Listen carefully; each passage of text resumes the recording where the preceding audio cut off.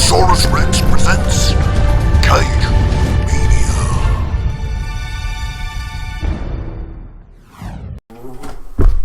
Welcome back to Cinemasaurus Rex. I'm Rocket, and this week it is King Kong 2005. I was a big fan of King Kong before even a fan of Godzilla.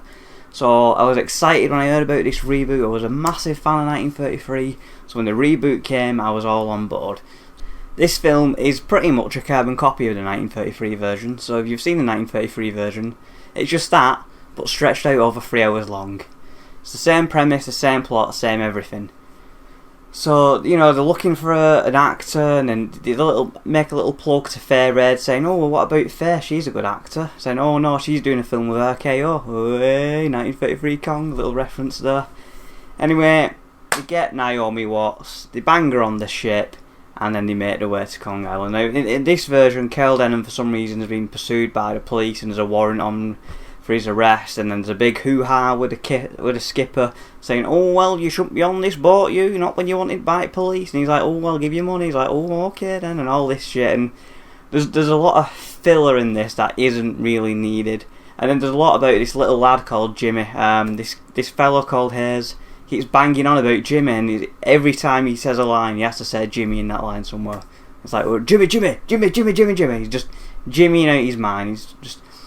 The ship gets the absolute shit kicked out of it, parking up to the island, which is a massive kind of plot hole later on.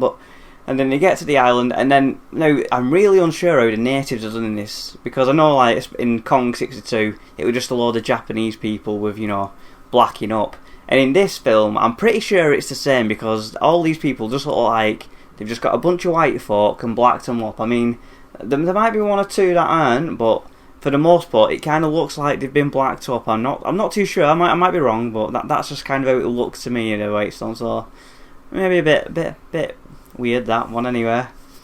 How they capture Anne, that's a bit mad, because they get these natives and they start pole vaulting from rock to rock to rock onto the ship, kidnap Anne, whilst they're all on ship. They're chucking cutlery overboard, saying we need to make this ship lighter so we can set sail and all this shit.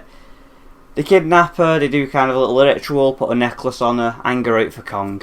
Kong has got Naomi Watts, and he's running around with her, and he plumps her down, and she plays dead, pretending she's not alive or whatever, whilst the soldiers are doing what they do.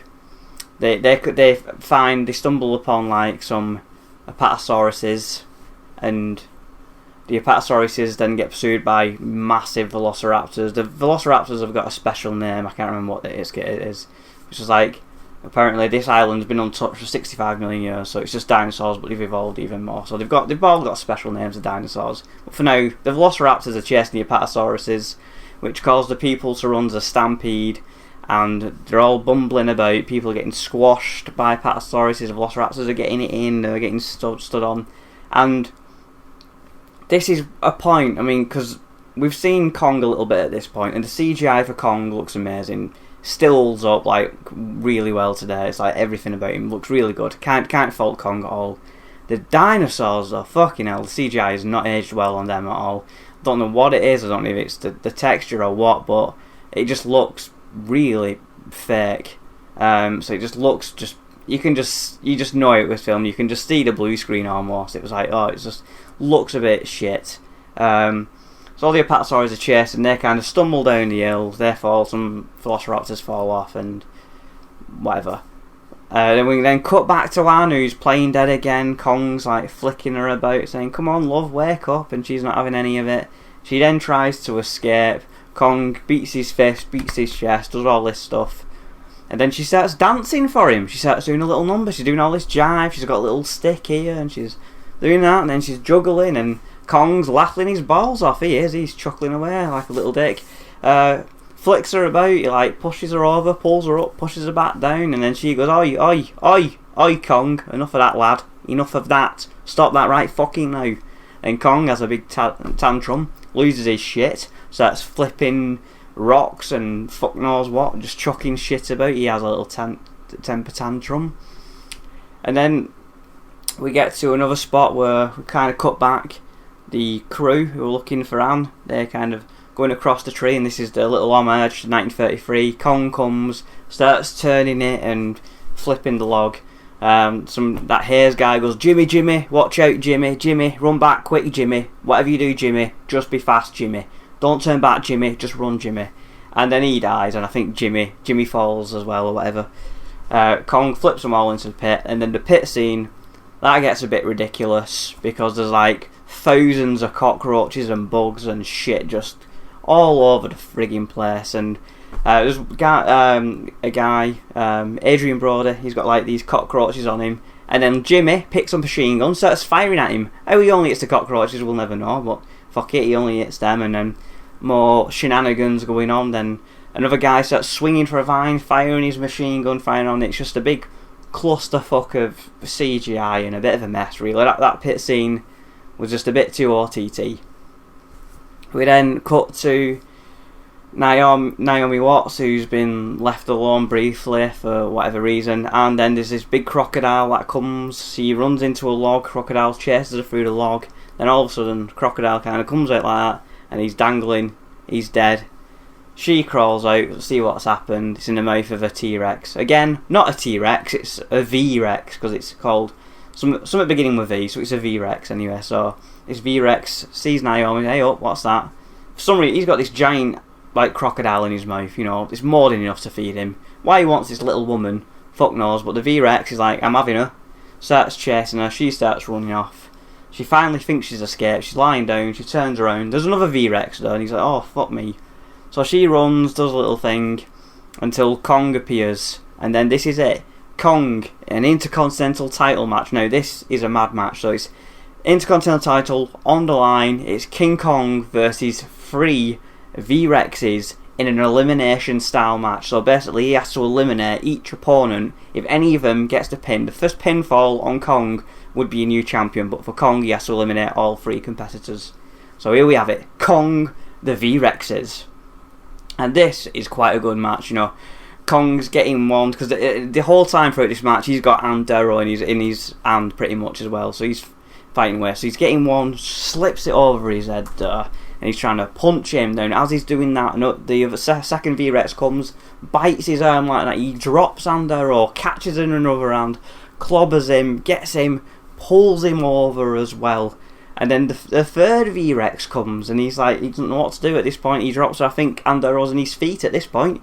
He tries to get in the mandible claw on one of them, he rips it in, he just about to go for the grip, but then another V-Rex comes, smacks him about, and he elbows it in the face, gets this big rock, slams it onto his head, KO, 1 down. So we're now on to Rex versus only 2 V-Rexes now, so it's Kong versus 2 V-Rexes.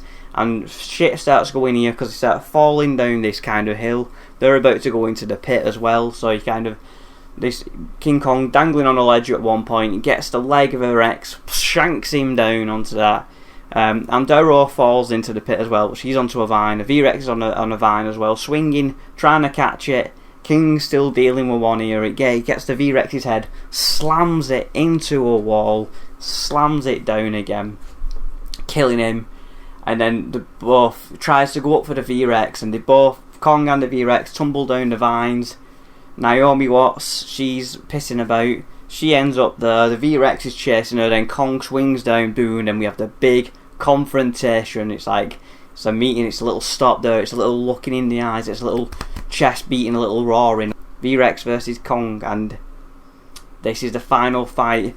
Kong goes down, takes him down, double leg takedown, gets the takedown on the V-Rex, so it's pummel him in the head, gets it in, he feels it, the crowd are electric, he gets the vice grip, rips it open, snaps the jaw, stands on the body, beats his chest. King Kong wins your Intercontinental title match. King Kong still Intercontinental champion.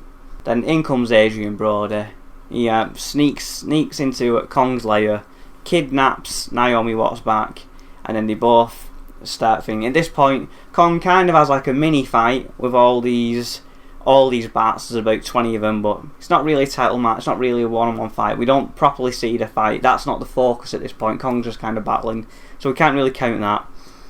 And then Adrian Brody takes Naomi Watts to kind of jump down this vine, but Kong gets the vine. He was like, hey, no, no, no. And then they jump off the vine onto this bat, into the sea, fuck off, back off to Skull Island, back to the boat. Kong, hot on the heels though, he breaks through, and this is where they chloroform the fuck out of Kong, chucking it, smacking it in his face. He loses his shit, but eventually Kong goes down. Now, they don't explain how they get Kong back to the island because the boat's fucked at this point. There's no way it can take the extra weight. But whatever, we cut several months later, and it's the show time. It's King Kong. Let's get him shown off. So they're doing the show, and then they get this little dancing about, and it's not Andaro, it's this other blonde woman in a wig. So when Kong sees her, he loses his shit, snaps out of his chain, goes on a rampage through New York, flipping cars, smashing buzzes, just losing his fucking marbles. He sees Adrian Brody, he's like, I'm going to have you, you twat. So Adrian Brody gets in a taxi, he chases the taxi, he even stops the taxi at one point, but out of the corner of his eye, hey up, there's Naomi Watts in the middle of the street, so they have a little moment for whatever reason, and then he takes her ice skating. Now, it's winter in New York, so yeah, I'll buy into that the lake's frozen over or whatever. What I'm not buying into is that lake, frozen over lake, is strong enough to support the body weight of a 25-foot fucking gorilla. And then the army interrupts, they bomb the ice kind of finally frigging blows up, and King Kong grabs Anne, fucks off up the Empire State Building. So he gets to the top, puts her down, they watch another sunset, they like watching the sunsets, it's like their thing, and she's like, beautiful, and King Kong's like, yeah, beautiful. The planes come, but there's 6 planes in this version, not 4, 6. They all circle around, do the thing, shooting him, they have a little, King Kong has a little moment with Anne, and he's like, I'm sorry love, it's, you know, as far as we can go here, and she's like, no, don't do it, Kong, and he's like, well, can't help it love. He kills 3 planes, he manages to get rid of 3 of them, but the planes finally shoot him down, and he falls down, and then we have that little moment where he goes, oh well, the aeroplanes got him, and Jack Black's like, whoa, it was beauty that killed the beast. And that's it, that's King Kong 2005. So do I recommend this film? Yeah, I recommend this film. Don't get me wrong, there's plenty of flaws with it. I mean, the ice skating thing's stupid. She starts juggling for Kong and dancing for Kong, oh that shit's stupid. There's a lot of filler, no one gives a shit about Jimmy. That's a little bit much. I mean, it's a 3-hour film, it could easily be, we could lose an hour of footage easy. We could easily be cut down to a 2-hour film. Well, in 33 they did it in an hour and a half, and that works very well. Yeah, it pays a lot of homage to the 33 version, it shits on the 76 version, it shits on King Kong's lives. So yeah, thumbs up from me, good King Kong. Now, I would love to say next week it's Kong Skull Island, but that film's not out till the middle of March, so can't be doing that one for you. However, seeing as we've had one full of Godzilla in his run of movies, he's not the only one, you know. There was another full of Godzilla who had her own run of movies, so we're going to kick off things next week, Mothra.